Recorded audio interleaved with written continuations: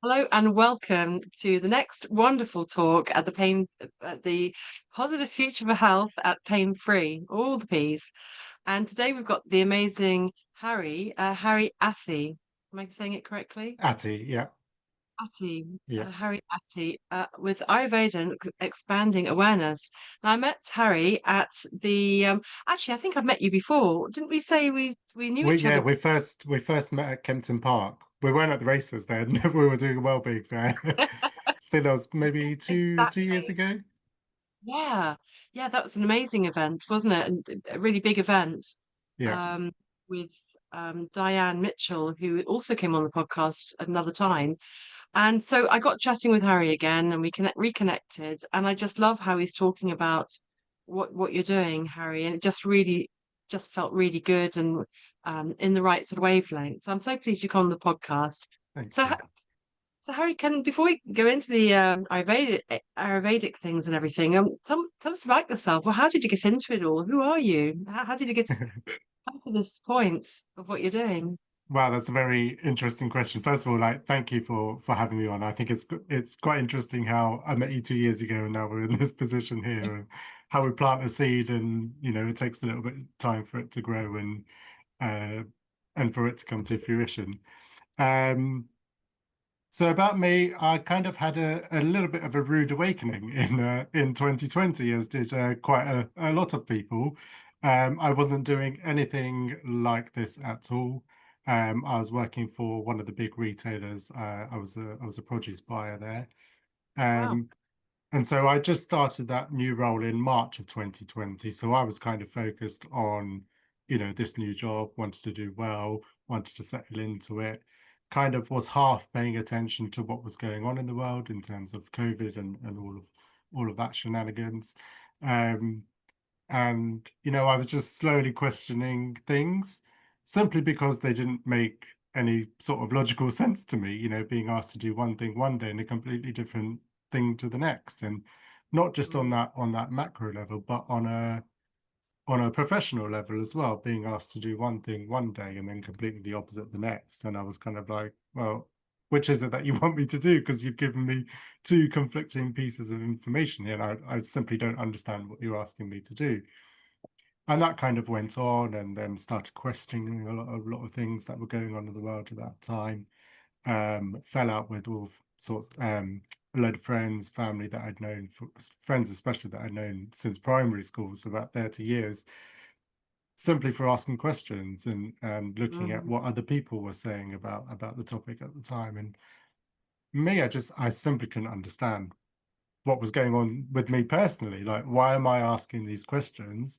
And I'm getting such a vitriolic response from people, abusive and everything like that, and the snide comments and everything. And over a period of probably, I'd say, a year, my mental health just really, really declined. I was in a really, really poor state. I was in a place where I was like, I don't physically want to be here anymore. I was at that point. And then slowly, I saw all the freedom marches going on in London, and one day I decided to get on the train and go to one of them. I didn't know anyone else who was asking questions like me or had the same worldly view. And I was like, I just need to go and find people because I need to sort myself out. It was a completely mad thing to do because I was a nervous wreck. I was like, what if this happens? What if that happens? What if I get stopped? What if the police catch me? Blah, blah, blah, blah. All this mind talk going on in my head. And I was There like, was a just, calling, wasn't it? Calling to yeah, like-minded, calling to get some sanity, yeah, like-minded. yeah. Because I'd been following on social media these events, and I was like, oh my gosh, there's people out there who who are not buying into this nonsense. And I remember I got off the train at Waterloo, and I thought, because the start point was at Westminster, and I thought, I'll walk across the bridge. I'll walk up to the bridge from Waterloo to Westminster. Got halfway across, and I just remember this wall of noise, this, like, I can't even explain it, just the atmosphere. And when you get goosebumps all over, and you're just like, I'm in the right place. Next day, I went to local stand in the park, found local people. And I was like, oh, this is great. This was kind of like the start of me trying to understand myself, who I am, what I'm doing here, and trying to heal this part of me that had literally just gone insane. Um, and then a few months later, someone at Standard Park mentioned Ayurveda, then a family mentioned Ayurveda, and I was like, this is weird. Two people who don't know each other are talking about the same thing. Mm. And so I Googled it and I found this course that's run down in Croydon. They ran it online at the time. And I thought, you know what, I'll just do this. And bearing in mind I'm still working full time as well. I thought I'd just do this. I've got nothing else to do in my life, couldn't go to the gym, couldn't go out anywhere, everything was shut down. And I thought, this would just give me something for my mind to focus on. And I'll learn about myself. It wasn't to do with anyone else. It was, why am I responding and reacting to people in a certain way and vice versa? That's what I really wanted to understand. And so fast forward a little bit. So that foundation course was a year, and I was like, I understand myself a lot more now. I don't understand myself completely, but I was getting out of that, feeling Yeah. awful about myself, feeling really crap about myself, that negative self-talk, all of that was starting to dissipate because Ayurveda started giving me information from a wider perspective. My awareness was expanding and I was seeing things from different points of view and I was connecting with other people, and we still have uh, different opinions, but we can have conversations about it like adults. And, person A Like is. we used to. And it's like, I don't really care what your opinion is. Can we just have an adult conversation about it? And that's We it. didn't used to go 180 if you Yeah. somebody didn't agree with you. Yeah, I know. It's just everything was just bonkers to me. Um, so my background very much was retail hospitality up until 2020. I was also doing my MBA at Warwick University at the time, part-time, because I really thought, this is what I want to do. I found a good job. I was being paid well and all of that, and I was like, finally, I've got security now, and I wanted to progress up the corporate ladder. COVID changed all of that. And then suddenly I was at this point where I was like, I'm now qualified in this, Ayurveda, but I've also got a good background in history and expertise and everything in retail and supply chain. And then came that crisis of conscience. I was like, what do I do now? And the thing that switched for me was, as part of my qualification, I had to do two case studies. One of them was just a really good friend. She was in a lot of pain, fibromyalgia for 16 years. Um, that chronic type pain. I mean, I don't need to tell you about it out there. Um, and over a period of 6, 9 months, with the correct diet advice, correct lifestyle advice, everything was gone. And I'm like, oh, this stuff works. and, Amazing, amazing. and then That's the so it, proof of the pudding, isn't it? We can do all sorts of things, but when you get the results, there's the proof of the pudding. yeah, and There's it's the also, evidence. for me, it's like I like to experience things. People can tell me so much and I can learn from it that way, but until I actually experience it for myself, that Okay. I don't have those particular realizations. Um, so yeah, I was at this juncture point and I was like, what do I do? I didn't really like what was being asked of me in big business. I my conscience wasn't having it anymore. And, I'd taken all this time to build up my own self-respect, my own self-love, which, was bloody hard work. And it's not work for the faint-hearted. And, just one day I just suddenly decided I'm going to resign from this job. Just gave him my resignation letter and I said, there you go, I'm off. Here's my month's notice. I did all of that. And then Because if just, it's not life's not about just work and money. Yes, it's lovely to have a job that you love and that you can do and you're trained and everything and get money in the kitty and buy stuff. Obviously that's part of our world. But yeah. if there's no meaning, there's if the passion and the inner guidance is missing, it's like a shell though, isn't it? not really possible to, once you feel that, you have a calling. Yeah. And it's knowing when to act on that calling as well, and staying true to it and not wavering from it by outside influences. Mm. People telling you, oh, don't do this, don't do that. What about this? What about that? You know, the mind chatter comes from the external, you know, from your closest friends and families, and that feeds into you. And it's like, you've got to come back and do what is right for you, no matter what anyone else tells you to do or what they think of you.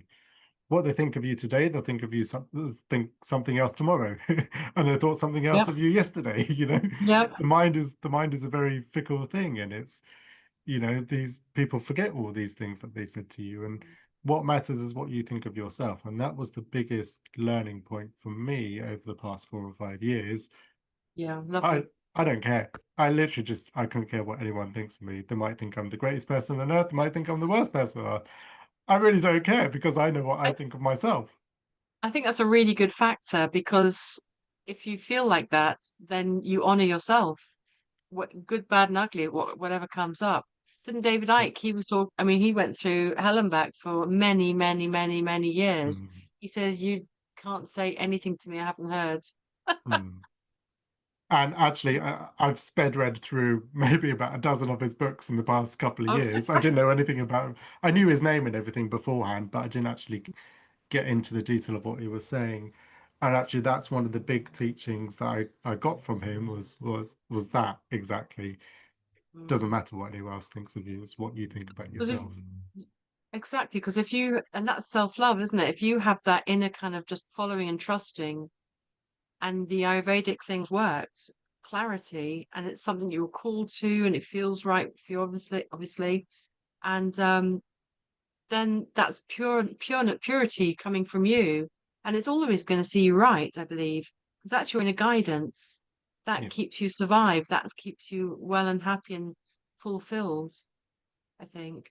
So what happened next then? So you went into Ayurvedic full time, did you, or what went on with that? Um, Yes, sort of full time. I then started working for a men's mental health charity as well at the same time. So a little bit of part-time work just to help things take over. But now I'm just doing Ayurveda full time with everyone.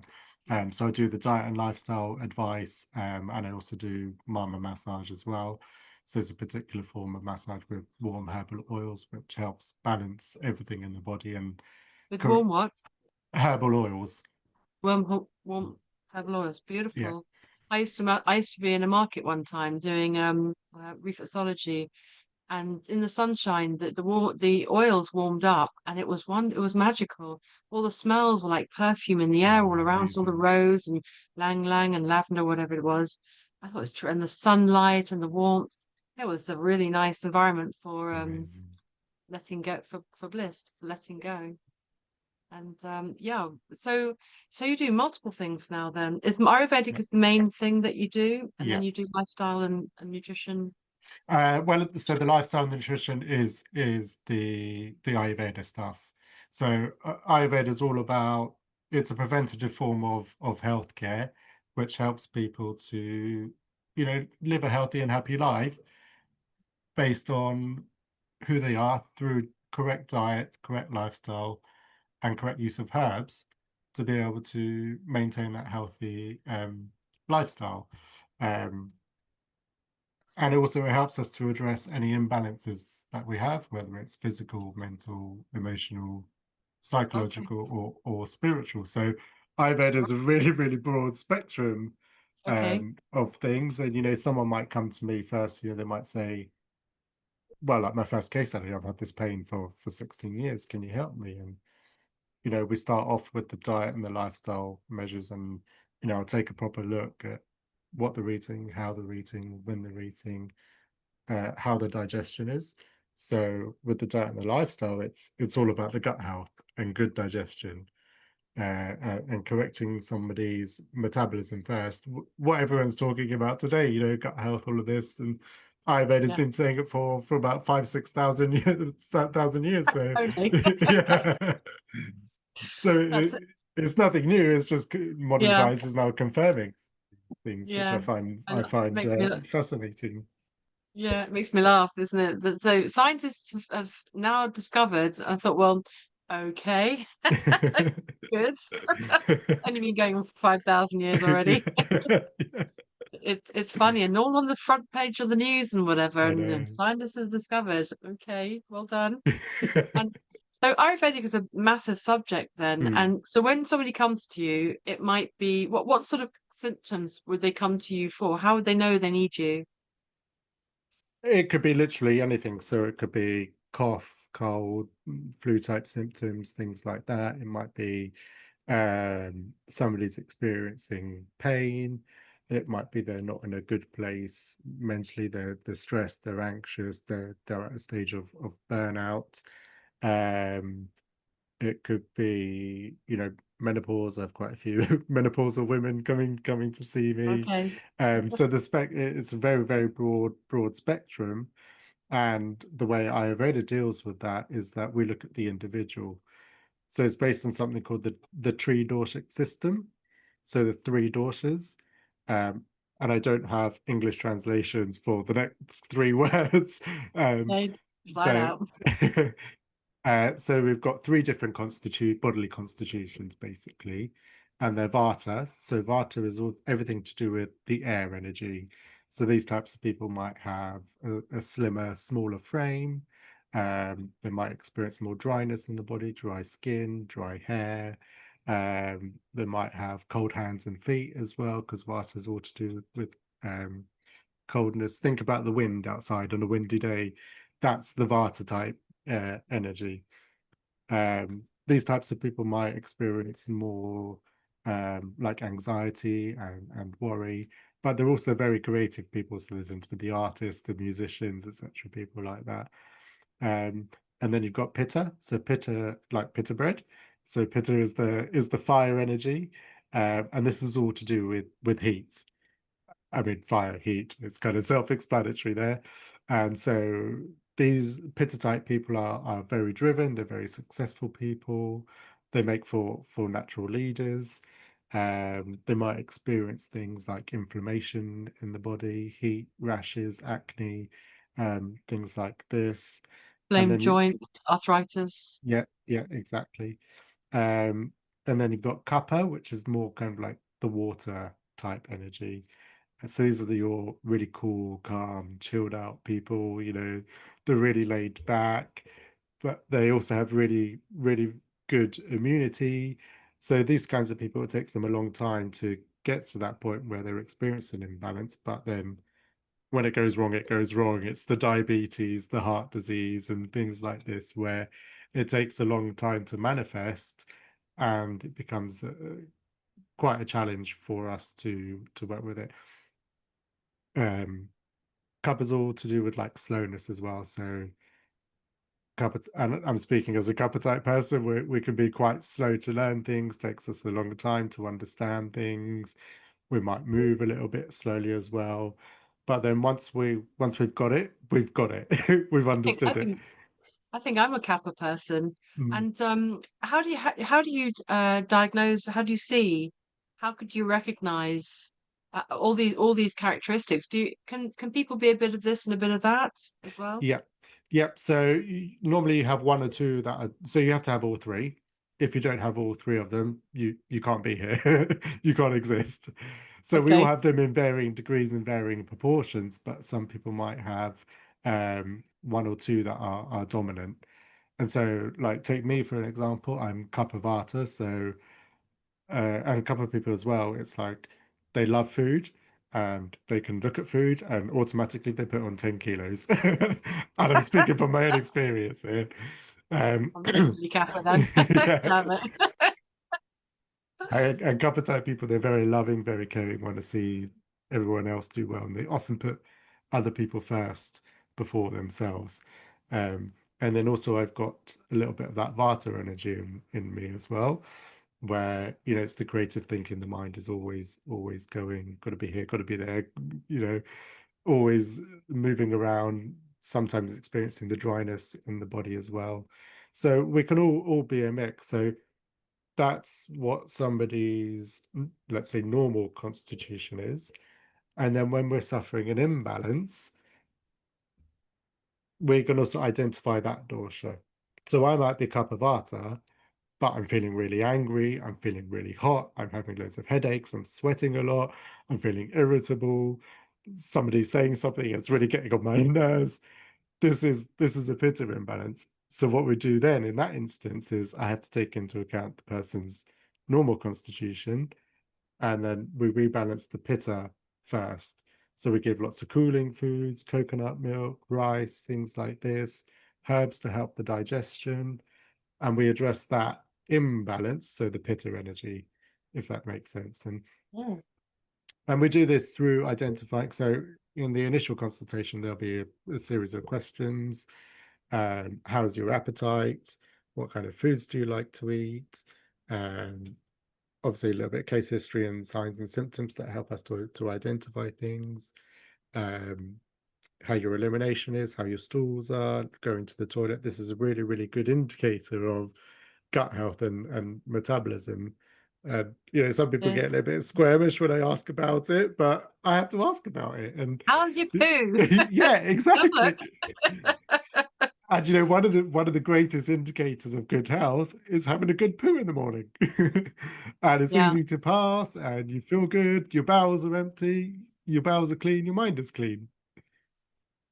very good point. And it just shows that things are all moving through. It's like, when somebody gets sick, I mean, if the animals get sick or the kids get sick, and I always sort of ask, well, are they eating? Are they going to the loo? And my friend's dog's not very well, but I mean, I'm a therapist. I said, are they eating all right? Are they going to the loo and all that? And they said, oh yeah, fine. So although they were still recovering and suffering, the poor thing, but it's a clear indicator that the body is functioning and heading for health. That the basic sort of systems are functioning just fine. Definitely. So I'm definitely with you on that one. um, and also another really good indicator of good health is how we're sleeping as well. Mm. Sleep is really, really important because most of the process of detoxification of the body is happening overnight. It's like the night team are coming in and they want to clean everything up and cleaning out everything. And that, if you have a good sleep, you can have a good poo. If we're up awake at night, past 10 o'clock into the early hours of the morning, this is disrupting our natural biorhythms and Mm. not enabling the body to function as it should be normally. So this is also Yeah. a really, really good indicator of health. And so Yeah. then what we And do and is we, and we and oh, sorry, Harry, yeah, and also for women, the periods are a really great barometer about yeah, if your balance is there or not. yeah. What's happening about your periods? I know people who haven't had periods for months. I was like, it's not really normal. Mm, That's not the way the body functions. mm, So what's going on there? mm. And this is really key because Ayurveda looks to understand what is the root cause of this. Ah, It could be a physical thing, through what we're eating. It could be through our lifestyle. So are we doing too much exercise? Are we doing too little exercise? Are we drinking enough water? Are we drinking too much water? Are we drinking too many fruit juices, etc., which is disrupting everything? And so what Ayurveda really is at the core of it is identifying the root cause of it and eliminating that. yeah. So you would approach. So first, you sort of analyze and make sure and get the idea. What's the problem? What kind of what aspects are they? What's the different things called? What did The you say?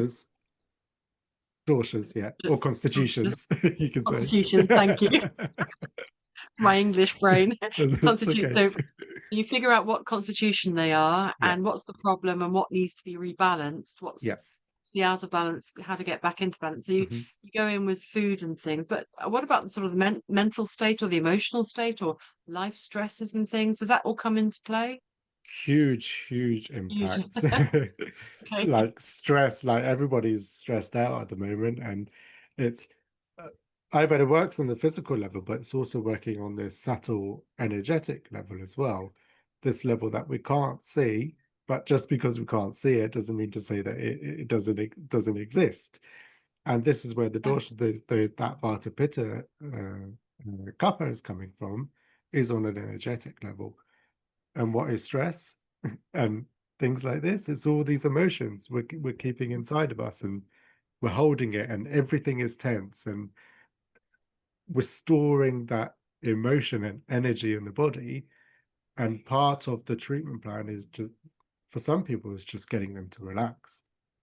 And Yeah. it doesn't have to be, sitting cross-legged and chanting mantras and Om Shanti Om and these things. It can just simply be sitting down for 10 minutes after you've eaten with a cup of tea and simply just Yeah. not doing anything.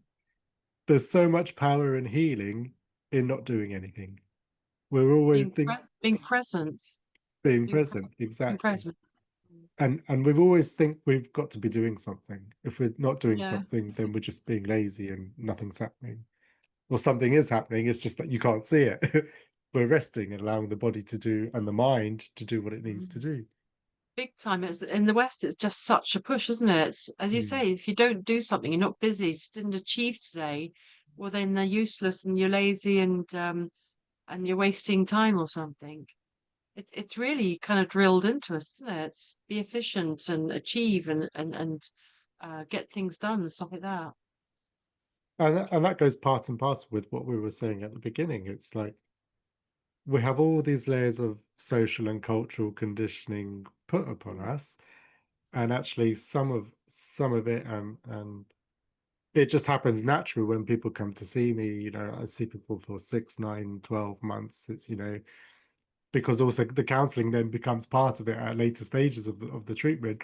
We're no longer talking about the disorder and the diet and everything, because that's corrected.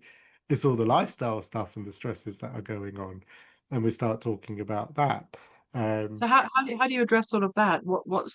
How do you address that with somebody that they're difficulty with families or childhood things or they're not feeling good in themselves? How do you go in with Ayurvedic or with your knowledge? Harry? so first of all, it's just about actively listening to the person. Mhm. This might be the first time in a long time that they've actually verbalized some of this stuff to anyone. And this comes from part of my training in men's mental health. It's like we just want to offload some of this stuff and get it out of us. Yeah, We don't necessarily want to do anything with it. We just need to get it out. We've yeah, been storing it for weeks, months, years, and it's just been sitting yeah. there. And it's Mm. like we just need to expel it. And this is also akin to toxin elimination. We talk about detoxing physically, we can also detox emotionally and mentally. So the Yeah. first part of it is just sitting there and listening and connecting with the person as a human being. Well, I think that's a really important aspect, isn't it? Because we are social creatures, Yeah, and I think we do need to be heard. yeah, And sometimes we can't be heard because it's taboo or it's things we don't want to share for some reason, mm, or we can't share for some reason. So it's all sort of inside. So when yeah, you have a moment that you allow yourself to speak, and if it's private with a therapist like yourself, it's like a safe space to just speak your truth. yeah. And I think it's such an important aspect of healing, speaking your truth. 100%. And also, I say to people, because I find some people are about to self-censor themselves. I know they're going to say something, but they want to rephrase it or say it in a different way. And I'm like, just say however you want to say it in your own words, because I try as much as I can not to judge anyone for anything that they might say. What's the point of that? It's not going to help either of us. Say it in your own words. I don't care if you're effing and jeffing and using profanities. So I've heard them all. And I probably said them all as well. But it's just this. and swear word when somebody swears a lot or they've got a lot of effing and blinding, it comes from the root chakra as far as I can understand, and it's often childhood kind of repression of some kind. Mm, It's like the volcano, the eruption, and it comes mm, out in the words of effing and blinding, yeah, or even blaming or spitting words out. yeah, It comes from an instability in the early life or in the inner part of instability somewhere. What do you yeah. think about that? Yeah, totally agree with you. It's like all of this stuff that has been buried in different parts of the body, and you Mm, know, anger might be seated in the liver. This is where the anger comes from. The yeah, more caring and emotional stuff comes from the heart. So this is why people experience heart attacks and cardiovascular issues, because they're right. storing the emotions there. All they It, needed to do is talk. 100%, 100%. Maybe.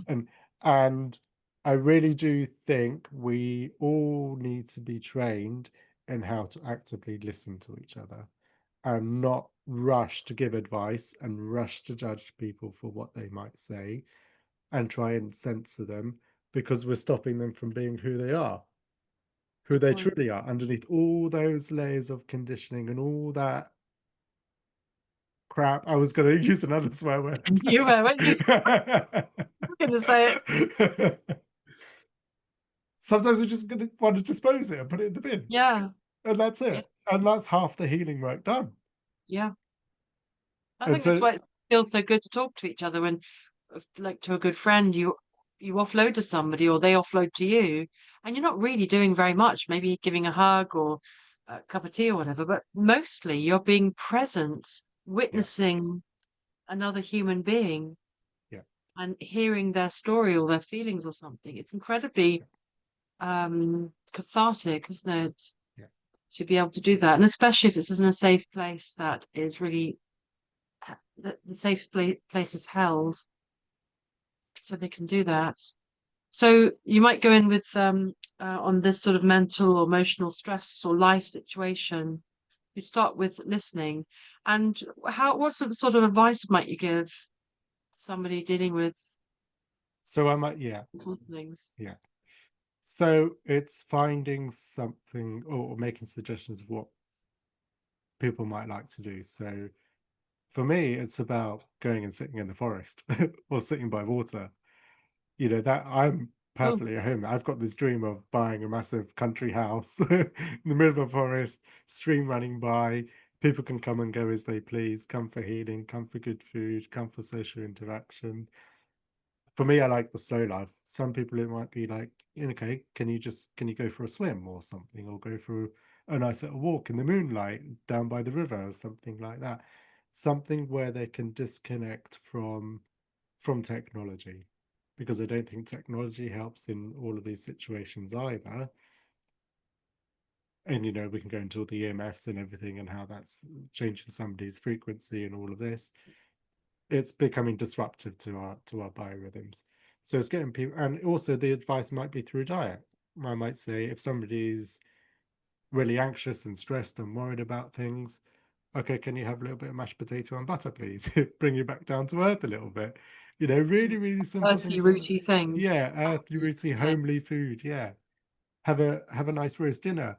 Things like that. Good food which feeds your heart and feeds your soul. And this just helps bring people back down to earth a little bit. And it might be saying to people, can you go to a yoga class or something like that, just where you're then getting to connect with yourself a little bit more. Because what I found out in the past few years, that the most important thing is the connection with yourself. Yeah. And this is the true spirituality.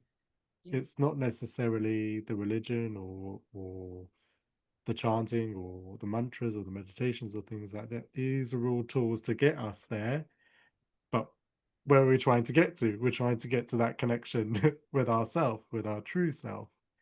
Yeah. And just these little things where they might seem obvious to someone, but when you're in that space where you are stressed out and you aren't burnt out and you're anxious and you're worried and you're about, how am I going to pay my bills? How am I going to do this? How long am I going to live with this disorder? Sometimes those things aren't so damn obvious to you because you can't see the wood for the trees.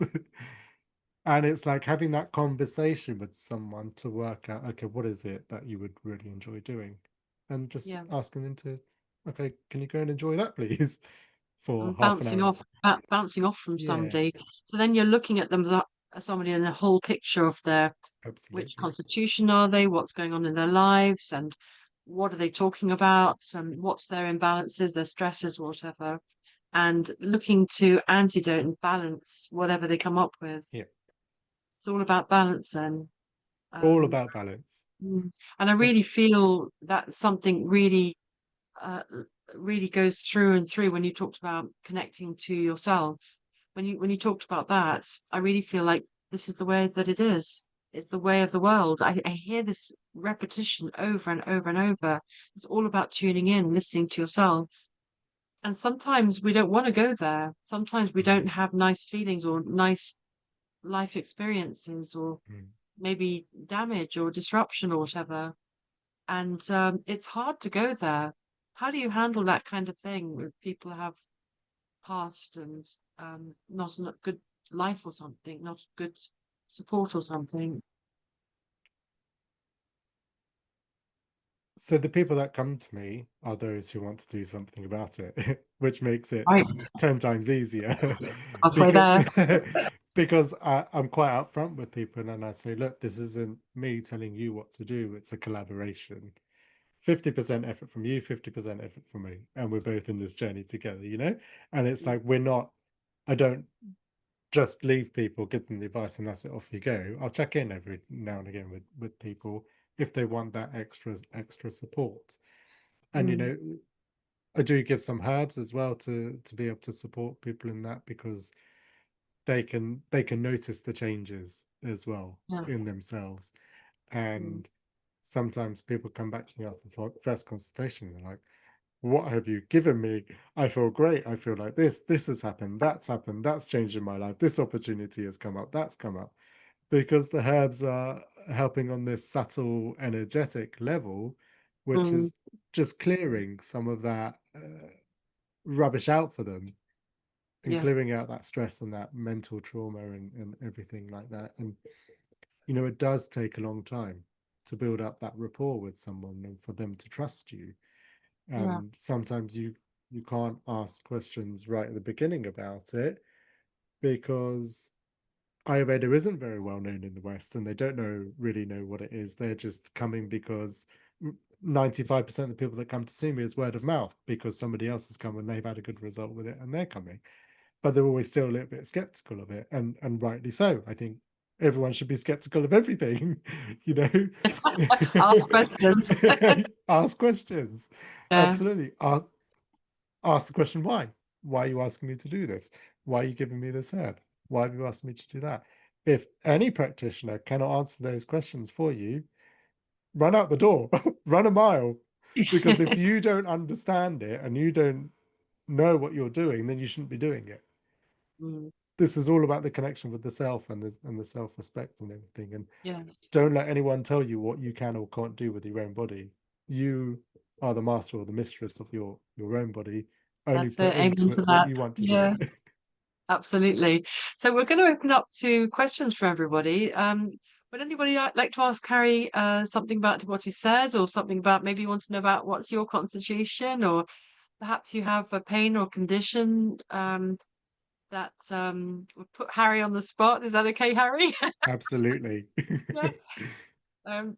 You can either write in the text box or just unmute yourself and ask Harry direct questions. Oh, I think Harry, you've that's it. Would anyone like to ask Harry something? Constitution are you? Did you figure out what constitution are you are? You are everyone. What was it? It was pitta bread, and Veda, So you got Vata, which is like the Vata. air energy. So it's someone with a smaller frame, might have cold hands and feet, might have dry skin, dry hair. Also, the metabolism can be a little bit erratic. So Vata type people like to snack a lot. They don't tend to have very big meals. You know, they're having things like nuts and seeds and quinoa and and rice cakes and things like this. Um, we say Vata type people like bird food. You got Pitta type people, so very driven, very successful, very ambitious type of people. They have a very strong metabolism as well. So, you know, they have to eat at 7 a.m. and 12 noon and 5 p.m. on the dot And if they don't eat, they get hangry and they'll bite your head off and want to eat you instead of Angry. eating their food. And then the cup type people say is slightly larger frame. They love food, but they have much slower digestion, so it takes them a long time to. What's the name of that one? Copper. Copper. Kappa, yeah, Kapha, yeah, like cup Copper. of tea. Cavity. Because I heard of I've heard of Ayurveda for many, many years, but I never sort of got my head sort of engaged into it. So it's Mm, really interesting to hear how it all functions, because it's all just very straightforward, actually, isn't it? So very Sally would like to straightforward. ask the question. Sally would like to ask the question. Go ahead, Sally. Just unmute yourself. I've made it so everyone can unmute when you're ready. Hi, Go Sally. ahead. Hi, Hello. hi. Uh, Thank you for your explanation. You're I welcome. I have had a Ayurvedic consultation many years ago with an Indian man in Cardiff where I was living, and also I was a yoga teacher, so I do know a bit about Ayurveda. Excellent. It's amazing. I'm Vata Pitta, Yeah, and I've got osteoporosis. yeah. I have had quite a vegetarian diet with some fish and eggs, but I have avoided cheese and dairy and things. Hmm. Have you got anything? I mean, it's hard to say it over a Zoom, but any tips about osteoporosis, please? Yoga is very good for osteoporosis. Things like coconut milk as well Okay. is quite good. So if you like coconut milk, you can add this into your diet. Yeah. Um, do you like things like rice Yes, I have more quinoa and millet at the moment. Yeah. and salads? You eating salads? Yes, some salads, but I usually eat a lot of cooked foods, Yeah, soups, good. and yeah, not so. I always have something like bitter of rocket or Yeah, watercress. yeah, Usually each meal, and sometimes raw grated carrot, but a lot of cooked food, really. Yeah. yeah. Yeah, it sounds like you're doing the right things. There's always cooked, warm foods, so favor those. Um, Maybe have a little bit less of the quinoa, and you can have rice instead. So you can make a like a rice porridge. So Right. take 1 cup of basmati rice. Is that Uh, brown or white, would you say? White is better. Okay. Um, Overcook it slightly so it's nice and soft, Yeah. and then at the end, after the rice is cooked, 1/2 cup of coconut milk. Stir that in, and then Right. you can add some light spices, cinnamon, cumin, um, cardamom, nutmeg, things like this, a little bit of dried fruits or flaked almonds. This would be better than things like quinoa. So quinoa can have more of a vata type effect, so more drying Ah, on the body and things like that. yeah. Whereas the rice doesn't have that same effect. Right. Yeah, that sounds good. That sounds lovely. If you go on my website, I'll drop maybe the link in afterwards. Um, that recipe is on the website. Oh, So if you great. didn't remember it, you can go there and look it up. Well, also Um, there's replays with this. oh yes, yeah, yeah. Yes. And how about like self massage? You can do with like sesame oil or coconut oil. You can do that daily every morning, 5 minutes in the morning, because oleation is also very good, and it's a quicker pathway into the body than through the mouth and the GI tract. Right. And where to massage, would you say? All over the body, Oh, okay. all over. So I could do it with coconut oil. Yeah, or if you can find sesame oil as well, so you can use either. Right. Okay. Yeah. Thank you. All right, you're welcome. Yeah. Thanks very much. Thank you, Sally. Is there anybody else who would like to ask a question about your diet, about perhaps stresses or pains or conditions? Go for it. Hi, Hey, Karen. hi. I think I'm a mixture, Hmm. mainly Vata, Kapha, and a little bit of Pitta. Yeah. I've got osteoarthritis, Yeah. and I've got fibromyalgia as well. Yeah. So is there any advice on you could give me on things to eat to sort of like get the inflammation down, please? How's your diet currently? What kind of foods are you eating? I eat a lot of fruit. Mhm. I eat like a Weetabixy type or porridge breakfast. I try and eat vegetables and potatoes, meat, you know, try and get the three protein, carbs and vegetables.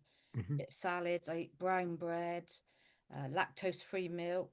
Mhm. I drink a lot of Tomatoes? I eat tomatoes, yeah. Stop eating tomatoes. Okay. Chili? No, I don't like anything too spicy. Yeah, okay. I'll eat a korma. Yeah, I drink coconut water yeah, good. a And lot. you get lots of experience lots of inflammation and things like that? Yeah, Yeah. fingers, toes, knees, back, Yeah. shoulder. And are you vegetarian or do you eat meat? No, I eat meat. You eat meat? What kind of meat are you eating? Mainly chicken is my Yeah. favorite. Occasionally minced beef, not very often. If that's Yeah. spaghetti bolognese or something like that, Yeah. I'll eat pasta and things like that. Yeah, better to stick to the white meats and white fish over the red Yeah, ones. yeah. No tomato, no chili. How are you with like dairy products? Cheese? Yeah, I eat cheese. Hard cheese? Yeah, like a cheddar Yeah. type. You can switch to like a soft cheese or a fresh cheese. This will be better than cheddar. Okay. Any alcohol? No, not very Good. rare. Occasionally a glass prosecco, but Yeah, that's fine. very rare. Yeah, that's fine. Yeah, so the foods I've mentioned tend to cause a lot of heat and inflammation in the body. Yeah, But something like you've mentioned there, the pitta is too high in the body, like the heat and the inflammation, and it's like we need to reduce these through eating less of them and yeah, turning the dial down on that a little bit to reduce the heat and the inflammation in the body, and that should help to alleviate some of the pain. Um, you can do you can make a drink of coriander water. So 3 teaspoons coriander seeds, okay. crush them so the seeds split open. 3 teaspoons, did you say? Yeah, Okay. crush them Yeah. and then soak them in a 150 200 ml glass of water overnight. So, yeah, okay. And then in the morning, strain the seeds out and drink the water first thing on an empty stomach. Oh, right, This okay. will also help to take out some of the heat from the body as well. Okay. Don't have this drink in the afternoon, otherwise you'd be going to the toilet during the night. Right, I do that anyway, So I'll do fortunately. you. Oh, okay. Yeah, yeah, loads. I drink nettle tea and I Yeah, drink that's fine. green tea. Reduce how often you having the green tea? Just 1 cup in the mornings. Every day. Yeah, Have the coriander water instead. okay. All right. Nettle tea should be okay.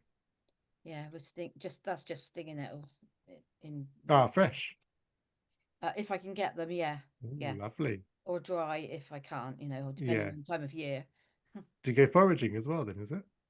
No, I only go and pick some locally down the lane or something. That's about it.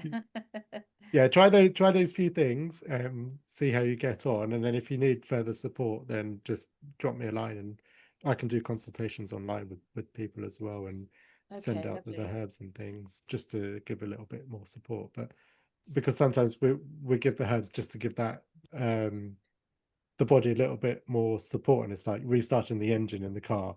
It's like the Yeah, engine's sputtering a little bit and we need to give it a good kick. We need to change the washer fluid, we need to change yeah, the screen fluid, we need to change the engine oil and put the correct petrol in. Is it petrol car or diesel car?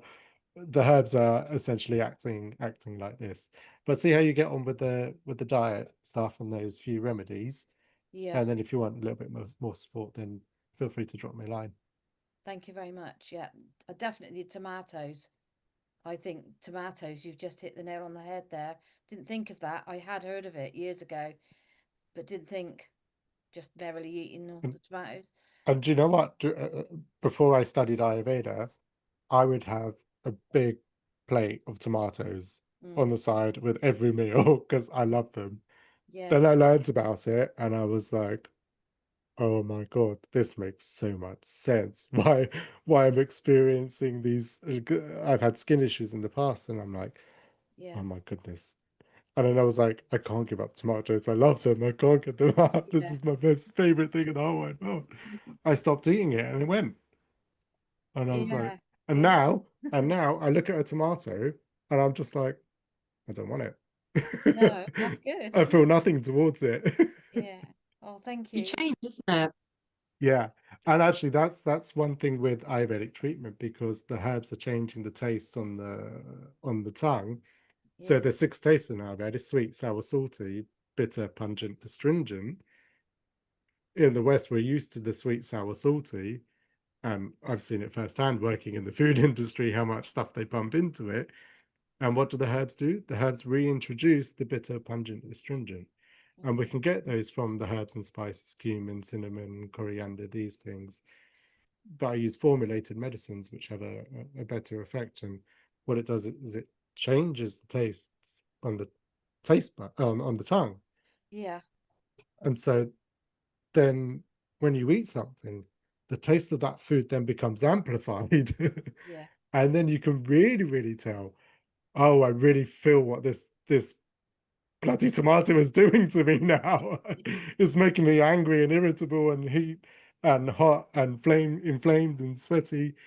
And that's the magic of Ayurveda for me, is how we can use these simple little tools to do that. And then what I ask people to do is, okay, now can you make the connection between what you've just eaten and how you felt afterwards?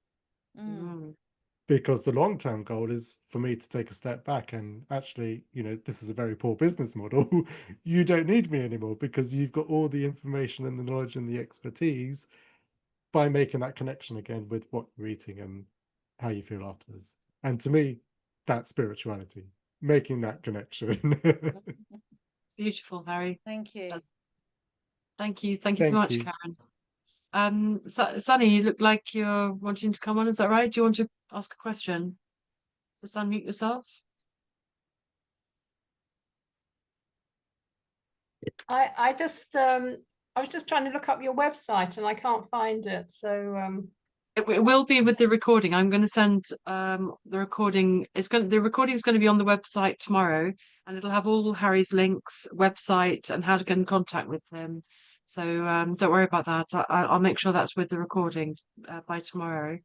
thank you. No worries. You're welcome. You're welcome. And if you feel called to what Harry's talking about, and I've heard about Ayurveda, but I really didn't know much about it at all, actually. And it's been really interesting to hear how it all works. And it's sort of subtle, but very clear, isn't it? It's saying all Yeah. these, getting the balance there through food, through being aware of yourself and seeing the connection. I had a client one time. I used to do shiatsu and reflexology years back, hands-on body work, and he was absolutely riddled with. He told by the time he came to me, he'd only had his hands all crunched up, but he said that he was in a very, very poorly arthritic state. He could hardly get out the car, and one of the main things he got rid of was tomatoes. One of the main things. It's shocking, isn't it? Because we eat tomatoes all the time like it's nothing. And Yeah. he completely reversed his arthritis through food, through nutrition, to the point that he only had sort of curly knuckles, but everything else had gone. And he was living his life. He was painting. You could see that he had just blossomed, set back, relaxed back into himself. Sonny, please go ahead. Yeah, hi. Hello. Hi, Sunny. Hi, Harry. I was just wondering, I've suffered from polio as a child, and I've been fine all my life, except the last 10 years. I developed post-polio syndrome, and it's just the symptoms of polio have come back, and it's what are your signs and symptoms? they're really joint aches, really bad joint aches, and joint pain, and I have got osteoporosis as well. And I wake up with terrible neck and shoulder pain in the mornings. I wake up really badly, and I'm just wondering, should I stop eating dairy? Is it dairy that's doing it? I just don't know. And also, I don't poo every day. I just don't. Is it because I'm not eating enough? Because I don't eat a lot. And do you feel constipated? I don't. No. Okay. I don't feel constipated. I don't have any stomach issues. I don't have any pain. Nothing like that in the stomach. And I do pretty well in that way. I don't have any skin issues, nothing like that. And how's your appetite? And my appetite is okay. Yeah. It's all right. And what kinds of things are you eating? I eat, I eat quite a lot of salad. I eat a lot of, I try and eat, fish at least a couple times a week. I eat small amounts of meat, and maybe chicken sometimes, but I try and eat as much fish as I can. And how often are you eating salads?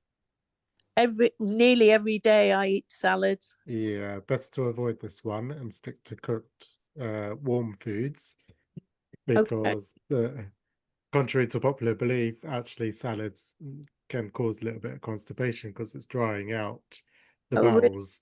So this is why you're not going to the toilet every day. You said you had pain in the muscles and the joints, is it? Especially because I walk with 2 crutches. Okay. Because my right leg is really bad and very weak. I'm waiting for surgery. Okay. For knee replacement. And so I walk with 2 crutches. So it's the way I hold myself as well. Maybe that's why my shoulders and my neck really hurt. Yes, I see. Yeah. And what you can do is you can make your own herbal tea. So 3 teaspoons coriander seeds. 3 pieces of garlic clove, 3 cloves of garlic, sorry. And maybe like a thumb-sized piece of ginger. Right. Put these all in a pan. A lot of ginger. Ginger's very good. I eat a lot of it. Excellent. I eat raw ginger. I love it. Good. So put all of these in a pan. Maybe 1.5, 2 cups of water. Okay. And then boil this one for 10, 12 minutes, something like that. And then you can have this one as a tea every day. Okay. Add a little bit of sugar or honey into it if you like, if you want a little bit of sweet taste. This is good for the pain as well. Right. Okay. And then if you like, you can eat the garlic pieces afterwards. Okay. Do you think I should stop eating dairy? What kinds of dairy are you eating? Well, I drink milk. I eat I make my own kefir. I eat yogurt. And feta cheese. Feta's okay. Probably have a little bit less of the kefir. Okay. Because it's a fermented food. Yes. And the fermented foods affect the heat and inflammation and the pain in the body as well. Oh, right. Okay. And so basically, like, just to give you a little bit of context as well, it's like when the digestion in the gut isn't quite there, it's like then we have to avoid these foods where they have these effects. Once we're back in a good place, then we're going to the toilet properly, we're going eliminating every day, we're having a good sleep, our mind is in a good place, then we can go and eat anything we want. Okay. When we're out of balance, this is when we should try to avoid these foods. And this is the beauty of Ayurveda as well, because it can differentiate between all of these and give the appropriate advice, rather than, because I think there's a lot of marketing out there in terms of kefir is great for the gut health, blah, blah, blah. Yes, it is to a certain extent, but when you're experiencing things like pain and inflammation, it's probably not so good. So maybe lay back on the kefir a little bit. Okay. Feta cheese, soft cheeses are fine. Fresh cheeses are fine. Avoid the hard cheeses. Yeah. You vegetarian or you eat meat? No, I eat meat, Yeah. but small amounts. Yeah. Stick to the white meats, white fish, chicken, things like that. A little bit less of the red meats. Right. And that should help to support. Okay. And you can get something like licorice tea, Right. and this will help with the bowel movements as well. Okay. Okay. Thank you. You're Thanks very welcome. much. You're welcome. Amazing. Thank you so much, Sunny. And Harry, thank you so much. So we Thank have you. come to the it was going to be the top of the hour, but it's all my fault. It's the middle of the But, hour. It's the middle of the hour. And Harry, that was really delightful. I love your soft energy, but very with clarity and awareness, and really listening and understanding people. I can feel that, and guiding them to balance. So it's really lovely. Thank you. So everybody, if you do feel drawn to what Harry's talking about and find out more about Ayurvedic medicine, do please go to his website. Everything will be with the this recording. And so, Harry, thank you so much, everybody, for joining us. Couldn't have the interaction without people here. So you're very important, as well as our guest, of course, Harry Athi. And Thank you. Harry, would you like to leave our viewers with a last word into the night, into the day, into their next moment in life, a last word or a guidance or a thought to take away with them? Yeah, and it's on the similar lines of what I said earlier. Don't let anyone tell you what you can or cannot do with your own body. Don't let them tell you that you cannot heal naturally, because you can. You can use two words. One begins with F and the next one begins with O if anyone tells that you cannot do it. And more importantly, take back control of your own mind and your own perceptions. If you want to do something and your heart tells you that you want to do it, go and do it. Amazing, very empowering. Wonderful, Harry. Thank you so much for joining us. I really Thank appreciate you. your time and your sharing of your knowledge tonight. And so, yeah, do get in contact with Harry to take things to the next stage, next step. Find out more about Ayurvedic medicine. Find out what's your constitution, what's going on there. So, thank you so much, everybody. Have a wonderful evening. Thanks, Bye for now. everyone. Bye. Bye.